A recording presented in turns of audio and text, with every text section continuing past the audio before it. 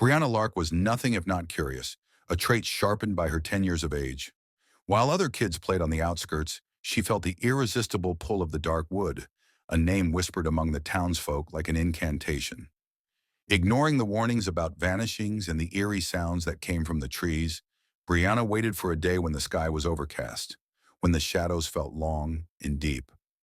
Armed with a flashlight and a pocket full of granola bars, she slipped out of her house just as the sun began its descent.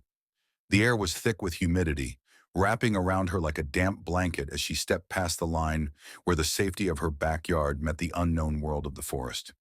Each step felt like a dare, a challenge designed to test her courage. At first, the woods seemed alive with life.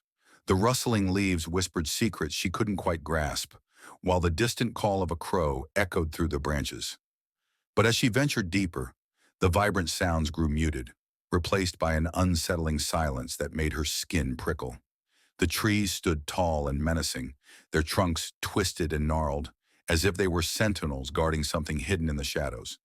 Just a little further, she assured herself, though her heart raced as she took another step. Then she saw it, a clearing that opened up before her like a hidden amphitheater, with monstrous trees encircling a patch of gray earth. In the center stood a wooden statue, weathered and grotesque, resembling a figure with elongated limbs and an expression that seemed caught somewhere between agony and ecstasy. It was as if the wood had contorted to capture a moment of pure despair. Brianna felt drawn to it, her legs moving almost of their own accord. As she approached, the hairs on the back of her neck stood on end with a whisper of warning that teased the corners of her mind. Her flashlight flickered before dying completely, plunging her into darkness. She fumbled for the granola bars, a small comfort when the breeze picked up, sending a chill through the air and rustling leaves as if they chuckled at her foolishness. "Hello?" she called out, her voice small and swallowed by the vastness. The silence was absolute. Just then, she heard it, a soft rustling, followed by a faint whisper, barely audible beneath the rustling leaves. It sounded almost like a child's voice, calling her name. "Brianna!" The chill of recognition slithered down her spine. Adrenaline kicked in, and she spun around, scanning the dark underbrush for the source of the voice. The shadows seemed to thicken, drawing closer, as though the trees themselves were shifting. "Brianna, come play!" Heart pounding, she took a step back. She hesitated and then turned to flee, only to find the trees closing in. The path she had taken now a tangle of branches that trapped her. The statuesque figure loomed larger behind her, its hollow eyes shadowy pits filled with an ancient hunger. "Stay!" The voice cooed, soft yet firm, echoing from all around her. "Stay with us forever." In that moment, something primal took hold of her instincts to survive.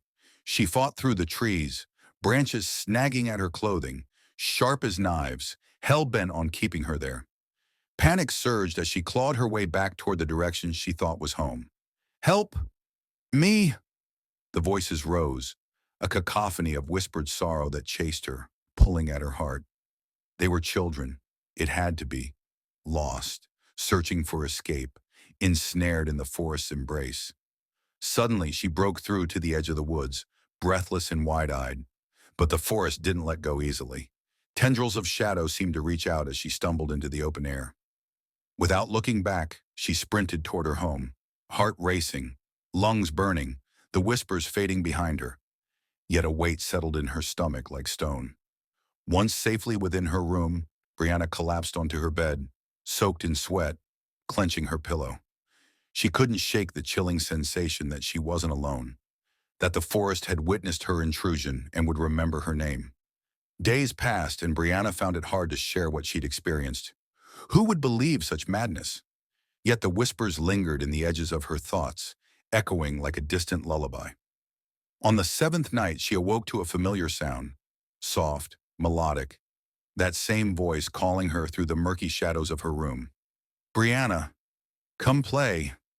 As she turned to look outside her window, she saw silhouettes moving at the tree line. Her heart raced as whispers danced through the air once more, calling her back to the beckoning shadows. The dark wood, alive and hungry, awaited her return.